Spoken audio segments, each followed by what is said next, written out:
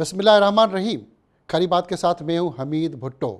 आज बात करेंगे पाकिस्तान के अंदर सैलाब से होने वाली तबाही, ख़ास करके पंजाब और सिंध के अंदर सैलाब ने जो तबाही मचाई है। लाखों लोग बेघर, हज़ारों मवेशी जानवर इस सैलाब की मुसीबत से पानी के नज़र हो गए। फसलों को नुकसान हुआ। 1000 से ज़ायद इंसानी जानें ज़ाया हो चुकी। इस सब के ऊपर भी सियासत सियासत सियासत। पाकिस्तान के अंदर कोई मुसीबत हो या कोई अच्छा काम हो, कोई मसला हो, हुकूमत से, हिज़्ब इख्तिलाफ से, हर एक पार्टी से अलग अलग मौक़िफ़, अलग अंदाज़ और सियासत। आज हम बात करेंगे पाकिस्तान में सैलाब के बहत सियासी सूरत-हाल और सैलाब से होने वाली जो मुसीबतें, बर्बादी, तबाही हुई है, आज उस पर खुलकर खरी बात करेंगे।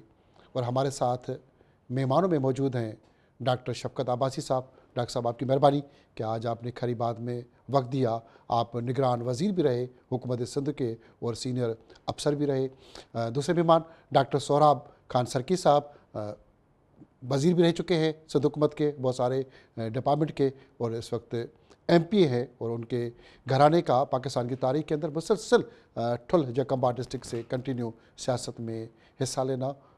डॉक्टर साहब, आपकी मेहरबानी कि आज आपने खरी बात के लिए वक्त दिया। तीसरे हमारे मेहमान हैं काजी अदनान फरीद साहब। पंजाब से तअल्लुक़, MP रहे, सियासत में गहरा तअल्लुक़, ख़ुद का तअल्लुक़ पाकिस्तान मुस्लिम लीग नवाज़ से। मेहरबानी काजी साहब आपकी। आज जो बात कर रहे हैं तीनों मेहमानों से, तीनों मेहमान भी खरी बात करते हैं। सबसे पहले डॉक्टर शफ़क़त अब्बासी साहब, सैलाब, मुसीबत, तबाही, हज़ारों लोग मर गए, उस पर भी सियासत।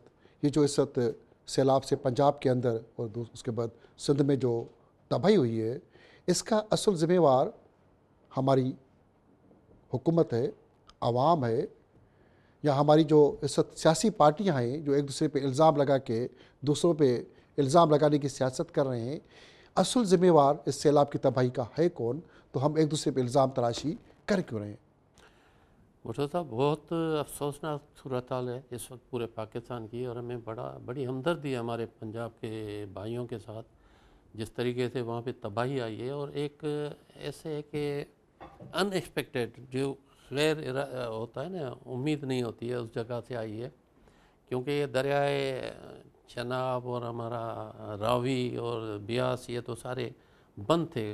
कोई 58 साल से कोई वहाँ पे पानी नहीं आ रहा था, तो लोगों को तो पता भी नहीं था कि यहाँ पे फिर अभी पानी आएगा। तो एक माहदे के तौर पे अयूब खान ने, वो तो आपको पता है कि वो भेज दिए थे इंडिया को। इंडिया ने उस पर कोई डैम बनाए, और डैम बनाने के बाद डाइवर्ट करके पानी उन्होंने अपनी एग्रीकल्चर के लिए, यहाँ इलेक्ट्रिसिटी के लिए जो भी इस्तेमाल किया। तो यहाँ पे तो किसी को उम्मीद ही नहीं थी। क्यों उम्मीद नहीं है? दुश्मन से आपको खतरा होना चाहिए, उम्मीद की क्या वजह है? दुश्मन नहीं, क्या आपको उम्मीद नहीं छोड़ेगा? थी कि यहाँ पे पानी कभी आएगा, क्योंकि वो अपना कर रहे थे। तो उस दरिया के बीच में सोसाइटियाँ बन गई, उनको ये पता है सोसाइटियाँ बन यहाँ गई। हाँ। तो वो उधर सोसाइटियाँ बन गई, लोगों ने घर बना लिया, ये किया। अब एक पता ही नहीं हो किसी आदमी को, और अचानक वहाँ से उन्होंने अपना डैम खोल दिया, और उनके पास भी एक बहुत बड़ा सैलाब आया। तो जो एक तो ये कॉन्सेप्ट है कि डैम्स जो हैं वो बड़े सैलाब को रोकते हैं, तो डैम कभी सैलाब को नहीं रोकता है। डैम एक हद तक पानी को रोकेगा, उसके बाद पानी बढ़ेगा तो वो छोड़ देंगे। और अब यहाँ पे थोड़ा लोग तो अपनी सियासत करते हैं, मगर हुआ ये कि कुछ वज़ीरों ने हमारे कहा कि इन्होंने इंडिया ने पानी से हमारे ऊपर हमला किया है, जबकि कुछ वज़ीरों ने यह भी कहा कि इंडिया ने ऑलरेडी हमें बता दिया था कि हमारे पास पानी बहुत आ गया, हम डैम खोल रहे हैं वहाँ पे, अदरवाइज़ उनका डैम भी मसद उड़ जाता है, इतना प्रेशर बढ़ गया था। एक चीज़ है जिसके लिए हम प्रिपेयर ही नहीं थे, जिसके लिए जहनी तौर पे, जिसके लिए जिस्मानी तौर पे हमने कोई काम ही नहीं किया। वहाँ से पानी आ जाए तो किसी को अंदाज़ा ही नहीं था कि कितना नुकसान होगा। नुकसान पे डॉक्टर सोहराब सर की बात करेंगे। पंजाब से आवाज़ आई अगर डैम होते, जैसे डॉक्टर शफकत अब्बासी ने कहा कि ये पंजाब को नुकसान नहीं होता, क्या वाकई ऐसा है कि पंजाब के अंदर जो तकराई डैम से लेकर दूसरी डैम बनते और या बन चुके होते तो ये नुकसान नहीं होता? नहीं, ये तो लोगों को पता नहीं है। आपको पता है कि ये जो तबाही आई है, जिस तरह अब्बास साहब ने कहा, ये तो इनका तो इधर जो कालाबाग डैम की साइट है उससे तो कोई ताल्लुक ही तो नहीं दूसरी रास्ता ही है, अलग रास्ता है, ही दूसरा अलग है। तो ये खामखा इस तरह की बातें की जाती हैं, ऐसी कोई बात बना नहीं है। सियासत। सियासत, अब्बास साहब ने बिल्कुल सही कहा। अब बात ये है कि ये माहदा हुआ, अब्बास साहब ने बताया, उसके बाद बहुत सारी हुकूमतें आईं, ख़ास तौर पर जब पिछली गवर्नमेंट थी इमरान खान साहब की, तो ये बड़े ज़ोर और शोर से जाकर, आपको पता है कि वहाँ पर इस स्कीमों का इफ्तिताह किया गया और उन्होंने कहा कि हम एक नई दुनिया आबाद कर रहे हैं। तो उनको ये सोचना चाहिए था, जिस तरह अब्बास साहब कह रहे हैं, कि किसी वक्त भी हम ऐसी स्कीम्स बना रहे हैं कि किसी वक्त भी हम दुश्मन को मौका दे सकते हैं कि वो आप पानी के ऊपर, पानी से वो उन पे हमला कर दें। तो ये हमें सोचना भी चाहिए था, और इसको मद्देनज़र रखते हुए ये जो दरिया हैं, क्योंकि आपको पता है कि पानी जो है अपना रास्ता बनाता है, आप उसका कभी भी रास्ता नहीं रोक सकते हैं। काफ़ी सालों से पानी नहीं आया, तो उसने कितनी बड़ी शाहराह को वो तोड़ के अपना रास्ता बना कर गया। तो बड़ा नुकसान हुआ है, ख़ास तौर पर पंजाब में बड़ा अफसोस है उस पर, और उस पर सियासत नहीं होनी चाहिए। लेकिन ये है कि अब दो हैं, इस पाकिस्तान ने इंडिया को इतनी बड़ी शिकस्त दी, तो उसका बदला लेने के लिए पाकिस्तान के ऊपर हमला, मैं तो ये समझता हूँ कि पानी जो है वो एक जानबूझ के छोड़ा गया है। जानबूझ के छोड़ा गया, लेकिन पानी है ज़िंदगी, पानी ज़िंदगी है। पानी ज़िंदगी है। पानी जो है ये हमारे नुकसान तो हुआ है, लेकिन आम तौर पर हम ये बचपन से सुनते आ रहे हैं कि जब जो डूबता है अल्लाह उसको डबल करता है।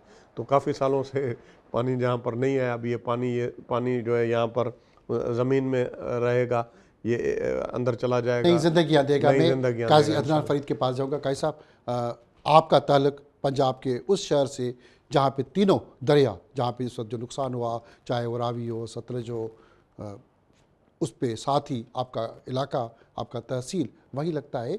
असल वजह क्या है इस पानी की, सैलाब की? आपका भी हल्का रहा और आपके पूरे ख़ानदान का वही सियासी हल्का, तो बुनियादी वजह क्या है इस सैलाब की? जी भुट्टो साहब, बहुत शुक्रिया, बहुत मेहरबानी जी। जिस तरह मेरे से पहले अब्बासी साहब और सरकी साहब ने फरमाया, मैं भी बिल्कुल उनकी बात से एग्री करूँगा कि इस वक्त जो ये एक इन्वायरमेंटल चेंज आया है पूरी दुनिया में, ख़ास तौर पे हमारे ख़ित्ता उसका बड़ी हद तक, बहुत हद तक मुतासर हुआ है माहौलियाती तब्दीली से। माहौलियाती तब्दीली। बुनियादी तौर पे अगर हम इसकी कोई वजह देखें तो उसके अंदर माहौलियाती तब्दीली ही एक बहुत बड़ा अंसर है। ग्लोबल वार्मिंग हो रही है, जिससे ग्लेशियर्स वगैरह बड़ी तेज़ी के साथ पिघल रहे हैं, और इस हवाले से गो पाकिस्तान का, जिस तरह के प्राइम मिनिस्टर ऑफ पाकिस्तान ने बताया कि इस इन्वायरमेंटल हैज़र्ड को या इस नुकसान को क्रिएट करने के अंदर पाकिस्तान का बिल्कुल कोई हिस्सा नहीं, कतन कोई हिस्सा नहीं। ये उन लोगों का हिस्सा है जो इंडस्ट्रियलाइज्ड कंट्रीज़ हैं, जो जिनकी कार्बन एमिशंस बेतहाशा हैं, जिन्होंने माहौल को बेतहाशा नुकसान पहुंचाया है। मगर माहौल को नुकसान पहुंचाने की हम बात तो कर रहे हैं, मगर इसमें हमारे इदारे सब कुछ मौजूद है। उसका बदकिस्मती से निशाना पाकिस्तान बन गया है। तो जिस तरह आपको याद होगा कि 2023 के अंदर एक बहुत डेवस्टेटिंग सैलाब आया था। पहले भी सैलाब आते रहे, 73 में आया, 88 में आया, लेकिन अगर आप उसकी इंटरवल को देखें तो वो ग्रेजुअली वो फ्लड्स की जो इंटरवल है वो छोटी होती जा रही है। यानी 2010 में आया, फिर 14 में आया, फिर अब 23 में आया, और अब फिर 25 के अंदर 2 साल के बाद एक बहुत ही बड़ा सैलाब आया, जिससे यकीनन हमारा बेशतर पंजाब का हिस्सा मुतासर हुआ, बहुत हिस्सा मुतासर हुआ, जिससे हमारी धान की बहुत बड़ी फसल मुतासर हुई। हमारे इलाकों के अंदर कपास की फसल बहुत ज़्यादा मुतासर हुई। काश्तकार हमारे यहाँ पहले भी काफ़ी परेशानी से गुज़रा है, और अब ये उसकी जो मसाइल हैं वो मज़ीद बढ़ गए हैं। लेकिन जिस तरह सरकी साहब ने फरमाया कि जिस नुकसानात अपनी जगह, लेकिन ज़ाहिर है कि उसका फिर एक जो फ़ायदा है सैलाब का, वो भी किसी हद तक ज़मीनों को ज़रूर मिलता है कि जो आपके सब सॉइल वाटर है, जो आपके आक्वाफर्स हैं वो रिचार्ज हो जाते हैं, जो दरियाओं के पुराने रास्ते हैं उनके नीचे पानी के बहुत बड़े ज़खायर होते हैं वो रिचार्ज होते हैं। लेकिन ये एक सेकेंडरी बात है, जो इससे पहले जो डेवस्टेशन है उसका बहुत ही बड़ा एक लेवल है। जिस तरह आपने फरमाया कि हेड पाइनद जो कि बिल्कुल अहमदपुर शर्किया और अलीपुर की बिल्कुल बॉर्डर के ऊपर मौजूद है, हमारे इलाके में भी उसकी मतलब अगर आप ख़ास तौर पे जनूबी पंजाब को देखें तो 3 ज़िले सबसे ज़्यादा मुतासर हुए हैं, उसके अंदर मुजफ्फरगढ़, बहावलपुर और मुल्तान। क्या वजह है कि ज़्यादातर जो नुकसान हुआ वो सराइकी बेल्ट में, क्या वहाँ हुकूमत तरक्याती काम नहीं कराती? नहीं, इसका मैं आपको अर्ज़ करूँ सर, ये वही बात हो जाएगी कि ये फिर एक सियासी पहलू इसमें उजागर होगा। जो कुदरती आफत है, जो नेचुरल क्लैमिटी है, उसका ताल्लुक तरक्याती कामों से हरगिज़ नहीं है। दरिया का एक पेट है, उसकी एक बेड की एपिटाइट है, और जिस तरह मेरे से पहले इन दोस्तों ने फरमाया कि जब कुछ अरसे से सैलाब रुक जाते हैं तो फिर आबादियाँ डेवलप हो जाती हैं दरियाओं के बेड्स के अंदर, तो जो दरिया का जो नॉर्मल कोर्स है वो छोटा हो जाता है।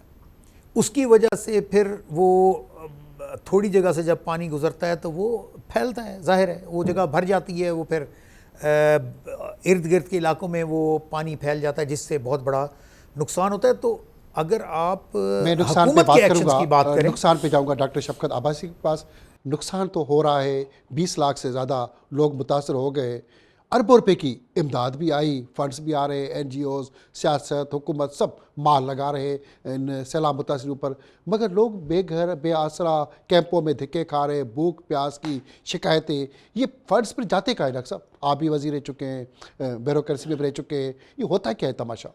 भुट्टो साहब, ये है कि जिस चीज़ के लिए हम प्रिपेयर ही नहीं है, हमें अंदाज़ा ही नहीं था। अब आपको खरबों रुपए मिल जाएं या अरबों रुपए मिल जाएं, अचानक एक मुसीबत आ गई तो आपको एक, क्योंकि हम तो खा जाएंगे, फिर अब खुद नहीं खा जाएंगे, हड़प हो जाएगा माल। नहीं, जब तक हम वो इस्तेमाल करें तब तक तो लोग बेघर हो गए ना। बेघर हो गए। तो अभी है कि वो ऐसा नहीं है कि सब कोई खा जाएगा या क्या करेगा, मगर एक ज़माना था, मैं टंडवाला यार का DCO था, तो एक सैलाब आया था 2010 में। ऐसा था कि हमारे पास खुश्क जगह ही नहीं थी कि जहाँ पे बंदों को बिठाएं। आप अब हमें कितने भी पैसे दे दें, हम बंदों को कहाँ करेंगे? वो रोडों पे आके बिठा दिया। तो रोडों पे आके बिठा तो लोग बेचारे, बरसात ऊपर से हवा चल रही है, कपकपी हो रही है, तो वो ज़रूर इस्तेमाल होंगे, मगर ये मतलब कि प्री फ्लड जो होता है ना, एक पहले प्रिपरेशन होनी चाहिए, एक्सपेक्टेशन होती है कि कभी अगर ऐसा हो गया।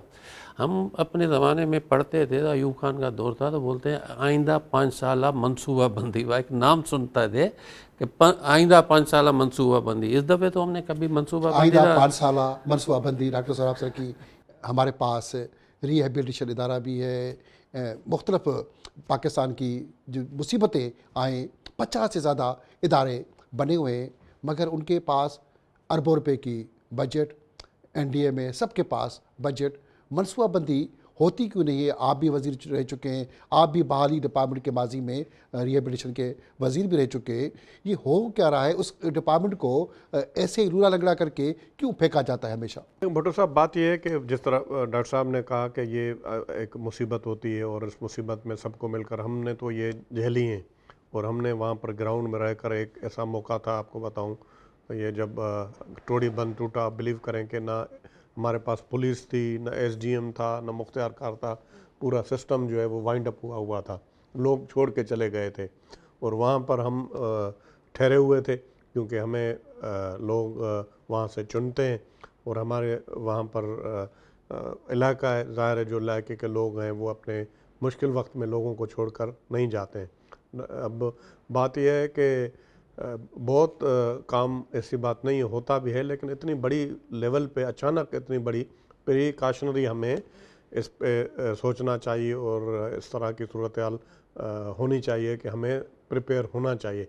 बदकिस्मती से हम, आपको भी पता है कि हम जब कोई आफत आती है तो फिर हम एक्टिव होते हैं, फिर उसको मुंह देने की कोशिश करते हैं, आस्ता आस्ता उस पर कंट्रोल होता है, जब वो गुजर जाती है तो फिर हम सो जाते हैं। आफत आती है, काजी अदनान फरीद, पंजाब की CM फ़ोटो सेशन, सबके फ़ोटो सेशन, पूरी जो आपकी वज़ीरों की क़यादत है पंजाब में, फिर भी लोग मुसीबत में वहाँ पे कोई लाशें निकालने के लिए भी कोई बेड़ी लाश चाहिए तो 50,000 रुपये आम बंदे से ले रही है। तो मुसीबतों में जो लोग कमा रहे हैं, धंधा बन गया, और अभी भी पंजाब के अंदर लोग बेआसरा, बेयारो, मददगार क्यों?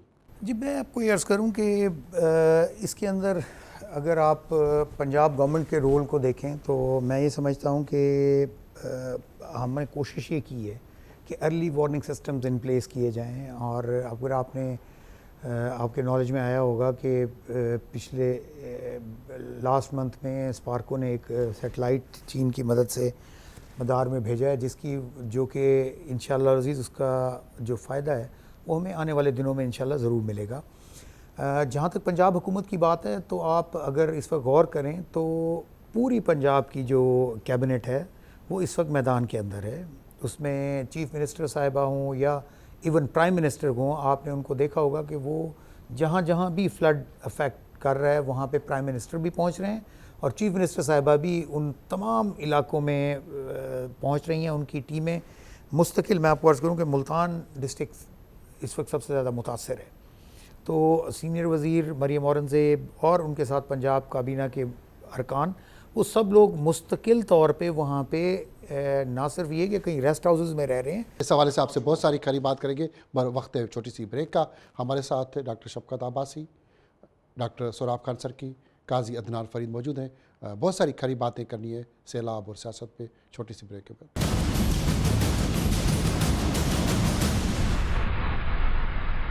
खरी बात के साथ बात हो रही है सैलाब, सियासत, सियासत। हमारे साथ है मेहमान है डॉक्टर शफकत अब्बासी, डॉक्टर सोराब खान सरकी और काजी अदनान फरीद साहब। ब्रेक से पहले हमारी बात हो रही थी कि अरबों रुपए की बजट खाई जाती है, और ये कैसी खाई जा रही है? अरबों रुपए की बजट, माल हड़प, और सब पैसे लेके यहाँ से सियासतदान रफू चक्कर मुल्क छोड़ के निकल जाते हैं। और सैलाब अभी भी जो आया है पंजाब में देखा जाए तो जागीरदारों की कोई ज़मीन, कोई इलाका नहीं डूबा। आपने बात की सोसाइटी, वो भी एक सियासत, एक पार्टी पे इल्ज़ाम लगाने की कहानी। गरीब के इलाके डूबे जाते हैं, चाहे वो सिंध हो, पंजाब हो। सैलाब में हमेशा सिर्फ गरीबी बली क्यों चढ़ाया जा रहा है? भुट्टो साहब, एक बात बिल्कुल वाज़ेह है कि आप कुदरत से जंग नहीं लड़ सकते। वो अमीर लड़ता है, गरीब नहीं लड़ सकता कुदरत से। कुदरत से जंग कोई नहीं लड़ सकता। ये कुदरती जो बहाव आता है ना पानी का, उनको आप डाइवर्ट करके, रोक के आप समझते हैं, करते हैं कि अपनी ज़मीनें आबाद करें, ये करें, तो वो जब तक वो जाके समुद्र में नहीं गिरता, ये एक कुदरती प्रोसेस है।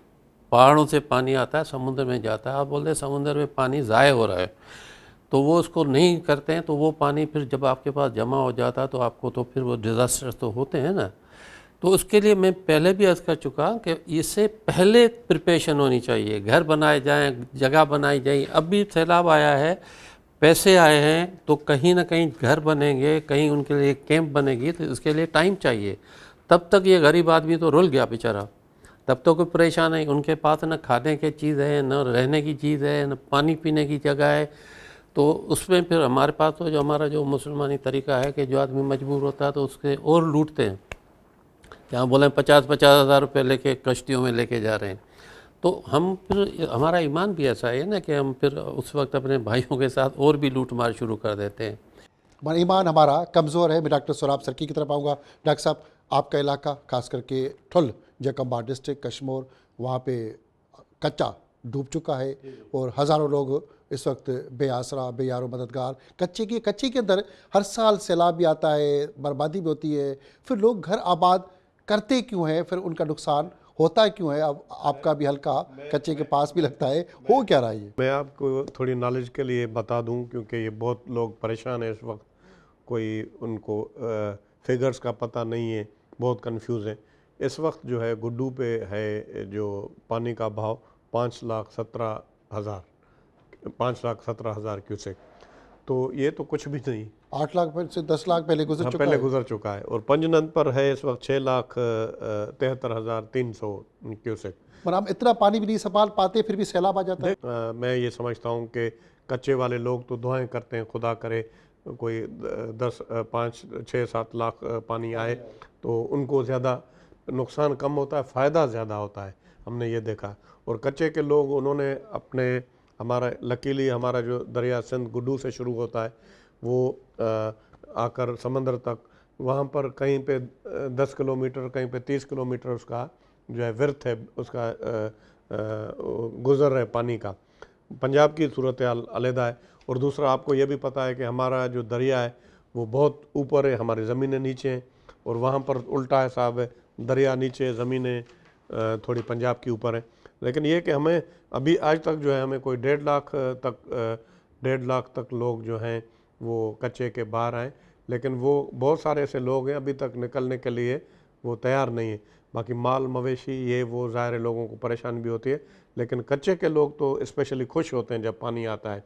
तो हमने सारा अल्हम्दुलिल्लाह वहाँ पर, आपको पता है कि ये सारे बिलावल साहब ये भी गए हुए थे, उन्होंने गुड्डू बैराज का भी दौरा किया, चीफ मिनिस्टर भी वहाँ पर, पूरी टीमें लगी हुई हैं और मिनिस्टरों की ड्यूटी लगाई हुई और है। आप समझते हैं कि मज़ीद नुकसान नहीं होगा? नहीं, मैं ये समझता हूँ कि यहाँ पर आपके चैनल से ये बता रहा हूँ कि अल्हम्दुलिल्लाह आराम से पानी गुजर जाएगा। और अवर एक्सपेक्ट कर रहे थे, कह रहे थे कि पता नहीं कितना पानी आएगा पीछे से, क्योंकि इस तरह की सूरत हाल थी, लेकिन वो जो मतलूबा पानी जो कह रहे थे कि इतना आएगा, एक्सपेक्ट कर रहे थे, वो पानी नहीं है। तो इंशाल्लाह ताला सिंध में तो मेरे ख्याल में कोई मसला नहीं है। अल्लाह बेहतर। काजी अदनान फरीद, मैं आपकी तरफ आऊँगा। बड़े शहरों को क्या हुआ? लाहौर, मुल्तान, गुजरात, बड़े शहर वो पानी में जो डूबे, क्या वहाँ की लोकल इंतज़ामिया की कोई गफलत है, उनको अंदाज़ा ही नहीं था, या वो उस पानी को खेल समझ रहे थे? सर, मैं एक अर्ज़ करूँ कि जो नेचुरल क्लैमिटी है या कुदरती आफत है, उसके आगे आप एक हद तक तो रेजिस्ट कर सकते हैं, उसके आगे एक हद तक प्लान कर सकते हैं। अब गुजारिश ये है कि जिस तरह आपने फरमाया कि गरीब की जगह चली जाती है और अमीर के रकबे बच जाते हैं, सर ये एक स्टेटमेंट तो बड़ा पॉपुलर हो सकता है, लेकिन हकीकत का इससे ताल्लुक़ नहीं है। तो इसमें सब नज़र आ रहा है? नहीं सर, नहीं। मैं बाज़ाहिर सब कुछ, अगर किसी से कोई ढकी छुपी कहानी नहीं। अब जो तबाही हुई है, अगर आप जाके जलालपुर पीर वाला तहसील को देख लें, तो उसमें मुझे आप ये बताएं कि ज़मीन को उठा के कोई ज़िम्मेदार बाहर तो नहीं ले जा सकता। जहाँ पूरी तहसील इनंडेट हो जाती है, तो वहाँ पे मुझे बताएं कि कौन बच सकता है। हमेशा कोशिश ये होती है कि स्ट्रक्चर्स को सेव किया जाए, हमेशा ये कोशिश होती है कि चूँकि शहरों के अंदर एक बहुत बड़ी आबादी मौजूद होती है, जहाँ उनके कारोबार मौजूद होते हैं, उसको बचाया जाए। ये प्रायोरिटी होती है किसी भी गवर्नमेंट की। मैं नहीं कह रहा हूँ कि ये खुद मुस्लिम लीग नून की ये वाहिद पॉलिसी है, बल्कि खा पीपल्स पार्टी हो, खा PTI हो, कोई भी हुकूमत हो, तो उधर जो भले सियासी लोग हों, भले कोई ब्यूरोक्रेट्स हों, वो सब लोग बड़े नुकसान को प्रिवेंट करने की कोशिश करते हैं। तो उसके अंदर आप ये देखें कि अमूमी तौर पे शहरों के अंदर पानी नहीं जाता। वो हर मुमकिन कोशिश होती है कि उसको फील्ड्स में, ओपन एरियाज़ के अंदर निकालें, ताकि जहाँ पे रिलेटिवली नुकसान तो बिल्कुल होता है, रिलेटिवली कम नुकसान हो। लेकिन इस वक्त जो हमने तबाही देखी है, वो जो हिफाजती बंद होते हैं, बाज़ औक़ात वो हिफाजती बंद टूट जाते हैं, बाज़ औक़ात पानी उनसे जब ओवरफ्लो होता है तो वो बंद ख़त्म हो जाता है। तो इस किस्म की सूरत हाल पैदा हुई है, जिसकी वजह से पानी शहरों के अंदर पहुँचा है। तो हर मुमकिन कोशिश कर रही है पंजाब गवर्नमेंट के नुकसान को कम से कम किया जाए। सबसे पहले रेस्क्यू की कोशिश की जाए, जितने लोगों को मैक्सिमम बाहर, जिस तरह आपने अभी अब्बास साहब भी बता रहे थे कि यकीनन हमारे यहाँ इस किस्म की शिकायत हमारे सोशो इकनॉमिक कंडीशंस की वजह से लोग मौके से फ़ायदा उठाने की कोशिश करते हैं, लेकिन वहाँ पे हुकूमत काम आती है। हुकूमत वहाँ पे आके, आपने देखा होगा कि इस वक्त FIR दी जा रही हैं, और कोई प्राइवेट ऑपरेशंस जो हैं कश्तियों को, उस सब को सस्पेंड करके उन तमाम कश्तियों को ज़िले हुकूमत ने अपनी तहवील में लेके और उससे रेस्क्यू ऑपरेशन कर रहे हैं। ना सिर्फ ये कि उनको उसका नुकसान हो रहा है, बल्कि उन मल्लाहों को या उन जो माहीगीर हैं उनको पैसे दिए जा रहे हैं कि आपकी कश्ती हम इस्तेमाल कर रहे हैं, लेकिन इसको एक्सप्लॉयटेशन से रोका जा रहा है। रिलीफ का भरपूर काम किया जा रहा है। अब इसके बाद एक और मरहला आखिर पे जो सबसे अहम मरहला है, वो रिहेबिलिटेशन का होगा इंशाअल्लाह अज़ीज़ इन ड्यू कोर्स। उसके लिए भी आप देखेंगे कि ट्रांसपेरेंट मेजर्स पहले भी ली गई हैं, और अब भी ली जा रही हैं। लोगों को अगर पैसे दिए जा रहे हैं तो उनको कोई लोगों के पैसों के हवाले से मैं बात करूंगा डॉक्टर शफकत अब्बासी। लोग मर जाते हैं, हुकूमत उनके लिए पैसों का, मराद का ऐलान करती है। किसी की जान चली जाए और पैसे लाखों रुपए देकर जान छुड़ाई जाए, या उनके पास तहज़्ज़ुद के लिए भी नहीं जाते, सिर्फ ऐलान पैसों का। क्या यही हल है हमारे पास कि लोगों को पैसे दे के इंसानी जान हर साल हम ज़ाया करते रहें? हम मेडिकल में कहते हैं prevention is better than treatment. तो बात यह है कि अंग्रेज़ का दौर हम देखते हैं, अगर आप पहले प्री पार्टीशन भी चले जाएं तो उनकी इतनी स्टडी होती थी हर गांव, हर इलाके का, कि ये समुंदर की और दरिया की सतह से कितना नीचे है, कितना ऊपर है, ये रेड बुक है, ये ब्लू बुक है, जो भी उनकी एक सिस्टम थी। बैठे हैं सरकी साहब, इनको पता है कि जैकबाबाद की जो जगह है वो दरिया से काफ़ी नीचे है। उसके लिए अंग्रेज़ ने लिखा था कि कुछ भी हो जाए ये बंद नहीं तोड़ना, अगर जैकबाबाद में पानी गया तो निकलने का रास्ता नहीं निकलेगा, ये फिर एवोपरेट होगा या ऐसे ही बदबू करेगा, गंद करेगा। मगर वो भी तोड़ दिया गया था और एक दफ़ा जैकबाबाद डूबा हुआ था जब वो 2010 में। हुआ क्या है डॉक्टर साहब, मैं इसी पे डॉक्टर सराब सक्की की तरफ जाऊंगा कि डॉक्टर साहब अंग्रेज़ दौर का निज़ाम, हमारे पास दरिया भी अंग्रेज़ के दौर के, रेलवे की पटरी भी अंग्रेज़ दौर की, शाहराहें भी वही अंग्रेज़ के दौर, उसी निज़ाम को अपना निज़ाम हमने अब तक के, आप समेत सब हुकूमतें बैठे रहे हैं, ऐवान में बैठे हैं, अपना निज़ाम हमारा कहाँ है, उसी निज़ाम को लेके क्यों चल रहे हैं? के बंद का जो मतलब उसकी जो पोजीशन है, उसकी के बंद की जो है ज़मीनी सूरत हाल और घंटा घर जो जैकबाबाद का है, मतलब उतना जो है वो बंद जो है ऊपर है घंटा घर से, वहाँ तो एक आदमी भी नहीं बच सके। पहले जब दरिया नहीं था तो बिल्कुल दरिया के रास्ते थे। और मैं आपको छोटी सी मिसाल आपको बता दूं अपने इलाके की, शिकारपुर जैकबाबाद रोड से 16 मोरियों एक जगह थी, 16 मतलब वहाँ से मोरी थी, मोरी से मतलब वो एक बैराज कैना, छोटे से ब्रिजेस थे, 16 ब्रिजेस, और रेलवे पटड़ी के भी थे। जब हमने प्लानिंग की वो 16 के 16 बंद करके वहाँ पर रोड बना दिया। जब पानी आया ये टूटा बंद तो वो सारा बहा के ले गया। अगर सही, हमने बहुत सारे इंक्लूड जो हैं जितने भी ज़मींदार हैं, सही ने तो ये कहा हम जो है ना वो इलीगल करते हैं इंक्रोचमेंट, जहाँ पर लोग कब्जे करते हैं। और ये सब आप कराची में जितने भी नालों को आप देख लें, अगर सही तरीके से अगर जो हम उसको फॉलो करें, अब ये चनाब, रावी, ब्यास, सतलज, नहीं मैं आपको बताऊं, अगर ये नहीं होते दरिया के अंदर जो उनका पानी का रास्ता हो, इतनी तबाही थोड़ी आती। और हमें इवन जो है, मैं खुद अपने सिंध के हवाले से बताता हूँ आपको, आपने सखर बैराज के बाद आपने पुल बना दिया, लाड़काना के ऊपर पुल बना दिया, दरिया का जो है विर्थ पेट जो है वो तकरीबन जो है वो 30 किलोमीटर है, आपने 1 किलोमीटर में पुल बना दी।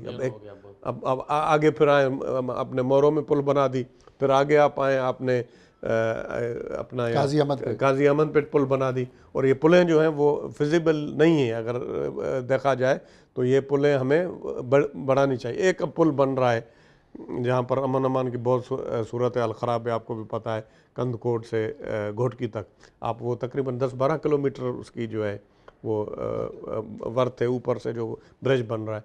तो अब इनको हमें देखना चाहिए। और पहले जो नुकसान हुआ हमें, तो वो आप जब आपको पानी को रोकेंगे तो वो रुकेगा तो पीछे प्रेशर डालेगा ना।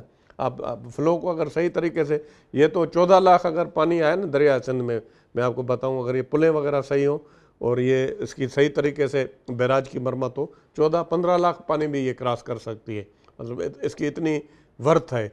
लेकिन ये है कि आगे से जो ये हमने छोटे से ब्रिज बना दिए ना, वहाँ से पानी नहीं निकल रहा था, तो ये जमा होकर आखिर प्याले में इतना ज़्यादा पानी आप डालेंगे तो ऊपर से उसने ओवरटॉप किया और टोड़ी बंद तोड़ा और कितनी बड़ी तबाही हुई। और उसके बाद अभी तक हम रिहेबिलिटेशन का काम कर रहे हैं, 21 लाख घर बना रहे हैं। और सिर्फ मेरे तालका ठुल के अंदर 85,000 घर, आप अंदाज़ा लगाएं इतने तबाही हुई थी। 85,000 घर सिर्फ तहसील ठुल में, जो मेरी तहसील है उसमें मतलब तबाह हुए थे। और ये जो फिजिबिलिटी रिपोर्ट बनाई थी सारी ये आर्मी वालों ने खुद बनाई थी और उन्होंने रिकमेंड किया था, और ये तपेदार वगैरह जो लोकल है उन्होंने नहीं किया था। तो वो अभी मतलब काम हो रहा है। तो बहुत बड़ी तबाही हो जाती है। तबाही से बचने के लिए हमें जो है इस तरह के गलत काम नहीं करने चाहिए। स्टेट ऑफ वेज आपको पता है कि लियारी नदी को साफ़ किया गया था। काजी अदनान फरीद, इस वक्त जो सैलाब के बाद सूरत हाल है, इंसानी जान की थोड़ी सी रकम, 2 जुमले, फ़ोटो सेशन और राशन भी देंगे, अपनी तस्वीर का पिक्चर या अपना ठप्पा, ये क्या है? नहीं सर, मैं ये अर्ज़ करूं कि किसी भी सूरत में अगर इस बात को कहा जाए कि कोई रकम इंसानी जान का बदल या किसी नुकसान का बदल हो सकती है, ये हरगिज़ नहीं होता। ना ही ये इस बुनियाद पे दी जाती है कि आपको जान चली गई तो ये उसका कोई मुआवजा दे रहे हैं, बल्कि ये उस सूरत हाल के अंदर दोबारा से अपनी लाइवलीहुड को मेंटेन करने के लिए, ताकि आप अपनी ज़िंदगी जाके किसी के ऊपर डिपेंडेंट हो की बजाय आप अपनी कोई कमरे को सीधा कर सकें, अपने कोई किचन को सीधा कर सकें, कोई अपनी बैतुल खला को दुरुस्त कर सकें, ये उस सिलसिले के अंदर एक इब्तदाई मदद हो सकती है, मदद के तौर पे दिया जाता है। ये इसका ये कॉन्सेप्ट ही गलत है कि अगर कोई ये कहा जाए कि ये खुदा न खास्ता कोई इंसानी जान की कीमत है, हरगिज़ ये नहीं हो सकता। हर मुमकिन कोशिश की जाती है कि बड़े से बड़ा ख़र्चा करके भी किसी एक इंसानी जान को बचा लिया जाए। इस पे आपके साथ बहुत सारी खरी बातें करेंगे, मगर छोटी सी हमें ब्रेक लेनी पड़ेगी। खरी बात में हमारे साथ डॉक्टर शफकत अब्बासी, डॉक्टर सोराब खान सरकी और काजी अदनान फरीद हमारे साथ मौजूद हैं। पंजाब और सिंध की सैलाब के बाद जो सियासी सूरत हाल है, इस पर हम खुल के बात कर रहे हैं, मगर छोटी सी ब्रेक के बाद।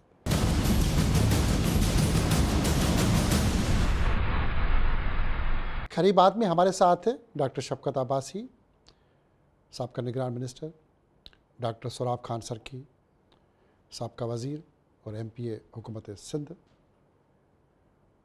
काजी अदनान फरीद, पाकिस्तान मुस्लिम लीग के रहनुमा और साबका MPA पंजाब। डॉक्टर शफकत अब्बासी साहब, खरी बात में ब्रेक से पहले बहुत सारी सियासत में बात हो रही थी। 670 किलोमीटर पाकिस्तान की सड़कें पानी का शिकार हो गई और कराची के अंदर शहर भुट्टो, जहाँ पे अभी वो बनी नहीं थी, वो टुकड़ा तबाह हुआ तो सब ने कह दिया जी शहर भुट्टो डूब गई। इस पे भी लोगों ने अपनी सियासत दुकान, जो 670 किलोमीटर पाकिस्तान की सड़कें तबाह हुई, उस पर कोई सियासत नहीं, ये कौन सी सियासत है? सर, मैंने आपको कहा कि देखें, प्रिवेंशन है नहीं। जो अंग्रेज़ लिख के जाता था ना, वही मैं बात करता हूँ कि यहाँ पे कुछ भी एक्सपेक्टेशन होती है ना, कभी ये भी हो सकता है, ये भी हो सकता है, ये कभी इस पे सोचते नहीं है। पंजाब से लेके दरियाए अपना समुंदर तक सिर्फ इंक्रोचमेंट है, दरियाओं के पेट पे और इधर उधर। जहाँ पे जब इंक्रोचमेंट करके आप पानी का रास्ता रोकेंगे, अब आपको एक छोटी सी मिसाल देता हूँ कि जब कराची की 2.5 लाख लोगों की आबादी थी अंग्रेज़ के दौर में, उसके जो नाले बने हुए हैं ना, गटर लाइनें, और ये जो आज भी 2.5 करोड़ की आबादी का लोड वो उठा रहे हैं। इन्होंने कुछ नहीं बनाया, इन्होंने कुछ नहीं बनाया। जो उन्होंने बनाया, उनकी आप फोरसाइट से देखें, दूरअंदेशी देखें कि वो इस हिसाब से उन्होंने बनाया है। अभी भी आया है चंद्रीगढ़ रोड पे, कोई बिल्डिंग के लिए खुदाई हो रही थी तो पता चला कि नीचे से कोई नाला जा रहा था जिस पे बिल्डिंगें बन गई। तो मकसद है, हमने तो सिर्फ रुकावटें डाली है, नालों के ऊपर बिल्डिंगें बना दी, नालों के ऊपर मोहतसिब का दफ्तर है, नालों के ऊपर लोकल बॉडी का दफ्तर है, नाले के ऊपर पूरी उर्दू बाज़ार बनी हुई है। आप देखें कि आपने इतनी इंक्रोचमेंट की, क्या ज़मीन नहीं है क्या? यहाँ तो हमारे पास ज़मीन नहीं होती, कोई जापान की तरह हम बड़े लैंडलॉक होते कि चारों तरफ के कोई ज़मीन फैलने के लिए तो हम ऊपर बिल्डिंग। इसी पे मैं डॉक्टर सोराब खान सरकी की तरफ आऊँगा कि नालों के ऊपर कब्ज़ा, क्या सियासत के अंदर भी सियासत एक नाला बनती जा रही है कि हम हर चीज़ को कब्ज़ा करके, समंदर को भी नाला बनाने के चक्कर में, दरियाओं के ऊपर भी कब्ज़ा करके नाला बनाने के चक्कर में, क्या हम सियासत को भी नाला बना रहे हैं? भुट्टो साहब, बात ये है कि आपको पता है कि ये कोई एक हुकूमत का तो काम नहीं है, ये काफ़ी सालों से ये सिलसिला चलता आ रहा है। बिल्कुल भाई साहब जो कह रहे हैं, यहाँ पर सौों की तादाद में नाले हैं और ये इंटरनेशनल सिटी पूरी दुनिया में मशहूर हुआ करता था। एक वक्त ऐसा था कि 1981 में जब चाइनीज़ यहाँ आए तो वो ये कह रहे थे कि हमें कोई बताएं कि किस तरीके से आप शहर को जो है खूबसूरत बनाया हुआ है, तो हमें कोई मशवरा दें। ये ज़्यादा लंबी अंग्रेज़ की बात नहीं है, 1981 की बात है। और यहाँ पर भाई साहब बिल्कुल सही कह रहे हैं, इतनी आबादी बढ़ा दी है, इतनी बड़ी बिल्डिंगें बन गई हैं। आपको भी पता है कि वो पानी का रास्ता वही है, और नबी करीम सल्लल्लाहु अलैहि वसल्लम ने भी फरमाया है, हम तो उसको फॉलो नहीं करते हैं। जब आबादी बढ़े तो आप नए शहर आबाद करें, और हमारे पास बहुत ज़मीन वसी है, हम उस पे अगर नए घर बन, अभी आप देखें बहरिया टाउन बना हुआ है इसी इलाके कराची के अंदर, जिस प्लानिंग से बना हुआ है, आप अंदाज़ा लगाएं कि वहाँ पर उस प्लानिंग का कोई सिंध में या पंजाब में कोई हम शहर खुद नहीं बना पाए। इवन बनाना चाहिए। हुकूमत हम क्यों नहीं बना रहे? हुकूमत क्यों नहीं बना रही? हुकूमत तो माई बाप है, प्लानिंग करनी चाहिए, यही तो मुसीबत है ना। और उसमें मैं अपने हुकूमत को भी जिम्मेदार ठहराता हूँ, लेकिन जो लोग हैं, आपको पता है कि वो जो गवर्नमेंट की जो चीज़ है ना, वहाँ पर इनक्रोच करने के लिए ये समझते हैं कि ये हमारी अपनी ज़ाती मिल्कियत है। और बहुत सारे मसाइल हैं, इस पर आप अभी कभी डिबेट करेंगे। तो बदकिस्मती से हमारी कोर्टों ने भी, जो नालों की बात कर रहे हैं, तो कोर्टों ने भी बड़ा रिलीफ दिया। नालों पे आपने बिल्डिंग बना दी, कोर्ट में लोग चले गए तो कोर्ट ने उसको बिल्डर माफिया को फ़ायदा दे दिया, स्टे दे दिया, स्टे चलते रहे। आपको भी अंदाज़ा है, खुद मुझे खुद 30-35 साल हो गए हैं, मैं खुद असेंबली में 7वीं मरतबा में असेंबली में आया हूँ, तो हम खुद देख रहे हैं, और हम पहले भी देख रहे हैं कि यहाँ पर जो सूरत हाल है, आपको फिर भी ये अल्लाह का शुक्र है, कोई मौजज़ा है कि ऐसी सूरत हाल में भी फिर भी ये शहर चल रहे हैं।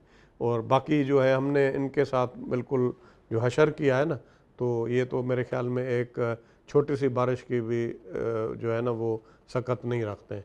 और हमें बिल्कुल हंगामी बुनियादों पर अब भी हमें मतलब सोचना चाहिए।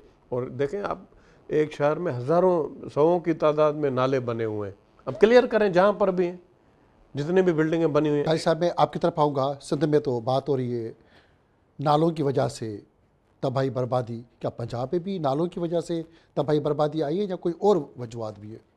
नहीं, मैं ये अर्ज़ करूँ कि कराची का जो, जैसे कि इन्होंने बताया है कि अगर हम सिर्फ मसाइल को लेके बैठ जाएं तो यकीनन ये बात बिल्कुल दुरुस्त है कि हमने अपनी उस दूर अंदेशी से काम नहीं लिया जिस दूर अंदेशी से यहाँ पे अंग्रेज़ काम करके गए हैं। हमें सीखना चाहिए, अपने आप को इम्प्रूव करना चाहिए। आप और समेत उसके जितने बाद भी ऐवानों में बैठे मेंबर्स हैं, वो ऐवानों में क्यों बैठते हैं कि दूर अंदेशी के साथ अपने ऐवानों में पॉलिसी या प्लानिंग नहीं करते? तो उनके बैठने का मकसद क्या है? भुट्टो साहब, अब वो तब्दीली यकीनन वकूफ़ पज़ीर हो चुकी है। अगर आप सिर्फ कराची को ही देख लें तो यहाँ पे मतलब है कि पिछले 2-3 दिन के अंदर कोई 100 मिलीमीटर से ज़्यादा बारिश हुई है बाज़ इलाकों में, तो आपको सड़कों के ऊपर पानी नज़र नहीं आया। उसकी वजह ये थी कि हुकूमत मौजूद थी। जो नाले जिनके अंदर इंक्रोचमेंट हो चुकी हुई थी, उनके ऊपर पिछले 2-4 साल के अंदर काम हुआ है और उनको साफ़ करके उस रास्ते को बहाल किया गया है। तो उस बहाली के नतीजे में ये तबाही जो पहले घरों के अंदर, आबादियों के अंदर आ जाया करती थी, वो नहीं आई। तो ये वो अच्छी, मैं समझता हूँ कि उम्मीद की किरण है कि जिसकी वजह से हुकूमतों का आपस में भी कंपटीशन है, जो कि बेहतरी के लिए है कि सिंध के साहबान देखते हैं कि पंजाब के अंदर बड़ा एफिशिएंटली काम हो रहा है, तो वो उनसे लर्न करते हैं। इसी तरह जिस शोबे के अंदर कोई सिंध वाले अच्छा काम कर रहे हैं तो उसको पंजाब में देखा जाता है। पंजाब और सिंध की बात करें, डॉक्टर शफकत के पास आऊँगा। पंजाब और सिंध में हमेशा पानी पे जंग, कभी डैमों पे, कभी पानी पे, कभी पानी हमारा रोका गया है, कभी इसी पे पंजाब और सिंध की माजी में एक ही सकाफ़त, एक ही तहज़ीब, एक ही कल्चर, सिंधी और पंजाबी, तो ये आपस में दोनों ज़बानों की सकाफ़तों की मिलते जुलते हुए भी लड़ाई क्यों है? सर अल्लाह ताला रहम करे, जब बदनीयती ये शुरू हो जाती है ना, बदनीयती शुरू होती है तो फिर एक दूसरे से ट्रस्ट ख़त्म हो जाता है। अब ये है मामला ट्रस्ट का। पंजाब और सिंध में वो ट्रस्ट नहीं रहा बड़ा सियासत कि रहेगी। आपने एक तरबेला डैम बनाया और बताया कि हम इसमें से सिर्फ बिजली बनाएंगे, और कुछ अरसे के बाद आपने चश्मा लिंक कैनाल बना दिया, उसके बाद फिर बोल रहे हैं दूसरा करें, और फिर आगे जाके फिर आप बोल रहे हैं कि एक दूसरा डैम बनाएंगे। मुझे याद है जनरल मुशर्रफ साहब कालाबाग डैम के लिए यहाँ पे एक वो लॉबी बना रहे थे, तो उसको एक दफ़ा कमर जमा शाह साहब थे, नवीद कमर साहब के वालिद मन, तो उससे पूछा कि आप क्यों नहीं बनाते? उसने बोला था आप इलेक्ट्रिसिटी के लिए बनाएं तो हम आपको नहीं रोकेंगे, मगर आप कैनाल नहीं निकालेंगे। तो मुशर्रफ ने बोला मैं आपको गारंटी दे रहा हूँ। तो अब मुशर्रफ डिक्टेटर था, उसको अभी बोल तो नहीं सकते। उसने बोला सही अल्लाह ताला आपको हयाती दे, ज़िंदगी दे, अगर आप मर गए तो ये गारंटी किसकी? उसकी भी तो गारंटी थी। चश्मा लिंक कैनाल की, तो जो एक था कि इस लेवल पे जब सैलाब आएगा उस वक्त ये कैनाल खोले जाएंगे, मगर ये कि उस लेवल से बहुत नीचे भी पानी आ गया तो वो कैनाल खुल गए। इसका मकसद है कि सिंध को पानी नहीं मिला तो वो ट्रस्ट तो ख़त्म हो गया। मुझे याद है गौस अली शाह साहब थे जब चीफ मिनिस्टर, और पीर ये राजा साईं जो पीर पाकर आए उस वक्त वज़ीर थे आबपाशी के, वो इरसा की जगह पे लगाया हुआ था, वहाँ पे कैंप लगा हुआ था कि भाई आप जाके चारों सूबे के लोग देखें कि पानी सही जा रहा है या नहीं जा रहा है। तो वहाँ से जब पीर साहब राजा साहब आए थे तो असेंबली में बयान दिया था कि मैं बड़ी मुश्किल से अपने कपड़े बचा के निकाला हूँ, मेरे कपड़े उतार रहे थे कि होते कौन हो यहाँ पे चेक करने वाले। अब अगर इस तरीके से दादागिरी चलेगी, बदमाशी चलेगी तो ट्रस्ट तो ख़त्म हो जाएगा। फिर आपको दूसरा क्यों आपके ऊपर यकीन करेगा कि आप दूसरा डैम बनाए, तीसरा डैम बनाए। अब जो है वो मिसट्रस्ट है। हम चाहते हैं कि पूरा पाकिस्तान सरसब्ज हो जाए, कैनाल बन जाए, सब कुछ, मगर ट्रस्ट नहीं रहा ना, कि हमें पता है कि वहाँ पे बिल्कुल हम बंजर हो जाएंगे। आपको पता है लाखों एकड़ ज़मीन बदीन से लेके ठट्टे तक तबाह हो गई, समुद्र ऊपर चढ़ के आ गया। इनकी एक ही कवाली चल रही थी कि ज़ाय हो रहा पानी ज़ाय नहीं हो रहा है, समुंदर ऊपर आ रहा है, तो सारा खारा पानी नीचे चला गया, ज़मीनें तबाह हो गई पूरी। तो अब पानी जब आया तो वहाँ के लोगों की खुशी भी आप जाके देखें डेल्टा में जो है ना, मैं यही कह रहा था कुदरत से जंग न लड़े, अल्लाह की ज़ात से जंग नहीं लड़ सकते। वो जो कुदरत का हिसाब होता है ना, आप पानी को उस नेचुरल वे में जाने दें और जिसका जो हिस्सा है उसको देते रहें। आप मिसट्रस्ट करेंगे, आप किसी के साथ वो करेंगे तो कुदरती तौर पे आप भी फंस जाएंगे। मैं डॉक्टर सराफ का सरकी की तरफ आऊँगा। डॉक्टर साहब, आपका ताल्लुक ठुल कश्मीर कंदकोट डिस्ट्रिक्ट से, कच्चे का इलाका आसपास, और पाकिस्तान पंजाब से जो पानी आता है पहला गुड्डू वहीं से आता है। उस इलाके की तकदीर आज भी तब्दील नहीं हो रही। डाकुओं का राज, क्रिमिनल्स, माफिया, कच्चा, बर्बादी। और सिंध असेंबली की बात करें कि 16 बार अगर बनी है तो 12 साल आप ही का ख़ानदान। उस इलाके में तरक्की की रुकावट कौन है, सियासतदान या खुद अवाम? देखो, बात यह है कि पहले तो मैं भाई साहब ने जो बात कही उस पर थोड़ी बात करना चाहता हूँ। वो ये है कि आपस में अगर सके भाई भी हों, हम खुद मतलब एक हमारे वालिद साहब हुआ करते थे, अभी हम 8 भाई हैं, वो ज़मीन 8 हिस्सों में तकसीम हो गई। तो आगे पीछे अगर पानी का कोई मसला होता है तो आपस में भाई भी जो हैं वो उस पर कन्फर्ट करते हैं, इख्तलाफ होते हैं। वो कोई अपना हक मांगना वो कोई बुरी बात नहीं है, और ये अभी की बात नहीं है। अंग्रेज़ के ज़माने से पहले जब से ये दरिया चलते आ रहे हैं ये सिलसिला चलता आ रहा है, तो उसमें कोई ऐसी बात नहीं है कि अगर हम कहते हैं कि उनको बाइंड भी नहीं करना चाहिए। तो ये इख्तलाफ राय होना चाहिए मौज़ूब तरीके से, और असूली तौर पर जो एक ट्रीटी है मिसाल के तौर पर वो आपस में सूबों की, या हम तो ये समझते हैं कि ये पूरा इलाका पाकिस्तान ये सब हमारा है और हम ये हमारी ताकत है, और हमें यही सोच रखनी चाहिए। और बिल्कुल अब्बास साहब ने ये कहा, अगर आपके पास वाफर चीज़ें हैं तो वो फिर कोई एतराज़ नहीं है, लेकिन आपने पहले जो वायदे किए उस पर अगर नहीं होगा तो सके भाई होंगे भी, वो भी फिर आपको पता है कि इतनी नफ़रत हो जाती है। मैंने तो अपने आंखों से, हमने अपनी ज़िंदगी में देखे ख़ानदान के ख़ानदान तबाह हो गए, एक दूसरे की मरने के बाद शक्ल देखने के लिए भी सके भाई तैयार नहीं होते। तो इसको मतलब इस पॉजिटिव वे में लेना चाहिए, जो जिसका हक है वो उसको मिलना चाहिए। बाकी जो आपने क्वेश्चन किया कि वहाँ पर सूरत हाल ये क्यों है, वो सूरत हाल इसमें बहुत सारे फैक्टर्स हैं। एक तो पुलिस जो है वो पुलिस नाकाम रहती है, मतलब उसको जो सियासी पुष्टपनाई नहीं कह सकी, जिस तरीके से काम करना चाहिए वो काम नहीं हो पाता। और दूसरा ये है कि वहाँ पर ट्राइबल सिस्टम है, और जहाँ पर सरदारी निज़ाम है वहाँ पर मसले भी ज़्यादा हैं। अब वहाँ पर सरदारी निज़ाम भी नहीं है और गवर्नमेंट भी नहीं है। मिसाल बहुत सारे जहाँ इलाकों में मैंने तो ये देखा है कि जहाँ पर सरदारी निज़ाम नहीं है, अब आप इधर लाड़ में, इधर कराची में सरदारी निज़ाम नहीं है, हैदराबाद में और नौशर फ़िरोज़ में भी बहुत नहीं है, वहाँ पर मसले मसाइल भी नहीं है। वहाँ डाकू भी नहीं है। डाकू तो हर जगह है, लेकिन ये है कि वहाँ पर ज़्यादा है, जो जहाँ पर ट्राइबल का लाड़ में इतने नहीं है, वहाँ पर जहाँ पर मतलब कबायली सिस्टम ज़्यादा मजबूत है वहाँ पर डाकू, क्योंकि आपको पता है कि उनके आपस में जब लड़ाई होती है फिर वो जाकर कच्चे में बसते हैं, फिर कच्चे पक्के में आकर जब उनके पास कोई बाहर निकल उनको पकड़ती है पुलिस। लेकिन यह है कि अगर सही तरीके से अगर इस पर काम किया जाए, अभी मिसाल के तौर पर कच्चा कच्चा कच्चा हम ये कहते रहते हैं, अभी जो सूरत हाल कच्चा तो सारा डूब गया, अभी पकड़े ना डाकुओं को, वो कहाँ निकल गए, वो डाकू कहाँ निकल कहाँ गए, गए? वो पकड़े, वो भी शहरों में आ पकड़े। गए। और ये किसका काम है? पुलिस का काम है, पुलिस को काम करना चाहिए। अब मैं एक इस पे पॉजिटिव बात भी आपको बता दूं कि अल्हम्दुलिल्लाह जो पहले सूरत हाल थी इन 4-5 अजला की, जिसमें कशमोर, जैकाबाद, शिकारपुर, घोटकी बहुत बुरी हालत थी, अभी हालात बहुत बेहतर हुए हैं। सैलाब से पहले बहुत सारे डाकू जो हैं उनको मारा गया और बहुत सारे डाकू सरेंडर करने के लिए तैयार भी हैं। तो अब काफ़ी हालात बेहतरी की तरफ जा रहे थे। अभी हमें और ये अपॉर्चुनिटी मिली है, जो मतलब हमें चैलेंज कर रहे थे रेड को, गवर्नमेंट को, अभी बाहर निकलें और एक्टिवली, ये अच्छा मौका है, इनको सबको पकड़ें और इनको सजाएं दें। काजी अदनान साहब, आखिरी सवाल कि सिंध और पंजाब की पानी पे सियासत सियासत सियासत और नफ़रत अंगेज़ बयानात एक दूसरे के ख़िलाफ़, कभी डेमो की कभी पानी की लड़ाई पाकिस्तान बनते ही चली आ रही है, इसका पॉलिटिकल हल क्या है आपके पास? भुट्टो साहब, ये एक बहुत ही कंट्रोवर्शियल सब्जेक्ट है, लेकिन मैं इसके ऊपर कोई इस तरह का कोई वर्डिक्ट देने की ना पोजीशन में हूँ, ना देना चाहिए कि जो उस तरह को। लेकिन अगर हम बहैसियत पाकिस्तानी, मैं ये समझता हूँ कि जितना पाकिस्तानी कोई पंजाब का बसने वाला है, उतना ही पाकिस्तानी सिंध में बसने वाला है, उतना ही पाकिस्तानी बलूचिस्तान और केपी में बसने वाला है।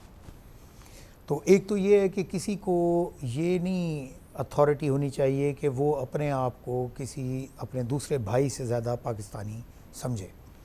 असल मसला जो है वो है ट्रस्ट डेफिसिट, जो सरकी साहब ने फरमाया। जी, बात ये है कि माजी के अंदर अगर कुछ गलतियां हुई हैं, अगर कुछ गलत फैसले हुए हैं, अगर कोई ट्रस्ट डेफिसिट, मैं पंजाब के भावलपुर में बसने के बावजूद इस बात को बिल्कुल उसी नज़र से देखता हूँ कि अगर किसी के ख़िलाफ़ ट्रस्ट डेफिसिट हुआ है, जो कि किसी के डिसएडवांटेज में गया है, तो उसके कसूरवार यकीनन वो लोग हैं कि जो उस वक्त मनसब पे बैठे हुए थे।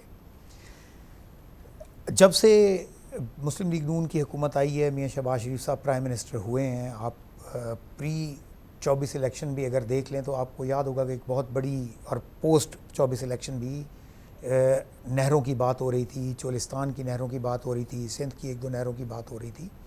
तो ये बात बड़े शद्दोमत से कही जा रही थी कि जनाब ये फ़ैसला हो गया है और ये इस तरह हो जाएगा। लेकिन मुस्लिम लीग नून बहैसियत पार्टी इस बात को समझती है कि हमें कोई इस किस्म का, पाकिस्तान का भले उस पर फ़ायदा हो, हमें कोई इस किस्म का फ़ैसला नहीं लेना जिसके ऊपर हमारे सिंध के भाइयों को, बलूचिस्तान के भाइयों को या केपी के भाइयों को इतराज़ हो। लेकिन there should be some end to this game, blame game. हमें यकीनन कोई इस तरह के हल की तरफ जाना चाहिए। पहले तो ये है कि तासुब को हमें एक तरफ करके रख देना है, सिर्फ़ और सिर्फ पाकिस्तान की बेहतरी के लिए। मैं नहीं कहता हूँ कि कालाबाग डैम को बना दें, लेकिन छोड़ दें कालाबाग डैम को। अगर वो किसी हमारे भाई के लिए कुछ चिड़ बन गया है तो मैं कहता हूँ कि उसको अलग कर दें। लेकिन इस किस्म के हल की तरफ हम बढ़ें, जिस तरह अब्बासी साहब ने बताया कि अगर डैमों का कंट्रोल हम लोअर रैपेरियन को दे सकते हैं, जिसके पास पानी जाना है कंट्रोल उसको दे सकते हैं, तो हमें उस हल की तरफ जाना चाहिए। हमें डैम को बनाने से रोकना नहीं चाहिए, हमें उसके कंट्रोल के हवाले से फूल प्रूफ मेथड्स के ऊपर काम करना चाहिए। बियॉन्ड डाउट जो इख्तियारात हैं उनको एंड कंज्यूमर को देना चाहिए, ताकि जिससे वो उसको इत्मीनान हो। मेहरबानी काजी साहब। हमारे साथ खरी बात में डॉक्टर शफकत अब्बासी, साबका निगरान वज़ीर हुकूमत सिंध और अफसर भी रहे हैं सिंध हुकूमत के अहम डिपार्टमेंट में, साथ साथ डॉक्टर सोराब खान सरकी सिंध हुकूमत के मिनिस्टर रह चुके हैं और 7 बार MPA और मौजूदा MP हैं सिंध असम्बली के ऐवान के अंदर। ऐवान चलाने से लेके बड़े अहम तजर्बे डॉक्टर सोराब खान सरकी के हैं। साथ साथ पंजाब असम्बली के रुकन असम्बली पंजाब रह चुके हैं MPA काजी अदनान फरीद, पाकिस्तान मुस्लिम लीग नून के रहनुमा भी हैं। पानी जो ज़िंदगी है, वही ज़िंदगी कभी कभी ज़िंदगियाँ ले जाता है। और सैलाब ने हर साल 2 साल के बाद जो पाकिस्तान के अंदर तबाही, उसके अंदर हमारी सियासत है या हमारी हुकूमती नाअहली है या इमदाद के आसरे पे, अरबों रुपये के आसरे पे हम अपने ही कौम के, अपने ही लोगों को पानी में डुबो देते हैं। फिर अपनी तस्वीर उस राशन और इमदाद के ऊपर लगा कर या अपना हुकूमत का ठप्पा लगा कर हम लोगों को खैरात ज़कात के आसरे पे घुमाते रहते हैं। फिर कोई मर जाए, इमदाद, चंदा, सियासी बयान, तहज़ियत। मगर पाकिस्तान बनने के बाद अंग्रेज़ के दौर का बनाया हुआ वाटर मैनेजमेंट सिस्टम, रेलवे का निज़ाम, रास्ते, नया निज़ाम तो हम प्लानिंग कर ही नहीं रहे। अगर कर भी रहें तो उसमें भी छोटे और बड़े सूबे की सियासत, ऐवानों के अंदर बात, इख्तलाफात। जब तक हम पाकिस्तान की बात और पाकिस्तान बनाने की बात नहीं करेंगे तो शायद हम इसी तरह सैलाब में डूबते रहेंगे। बहुत सारे सवालात रह गए। आने वाले प्रोग्राम तक अपने मेज़बान हमीद भुट्टो को इजाज़त दें।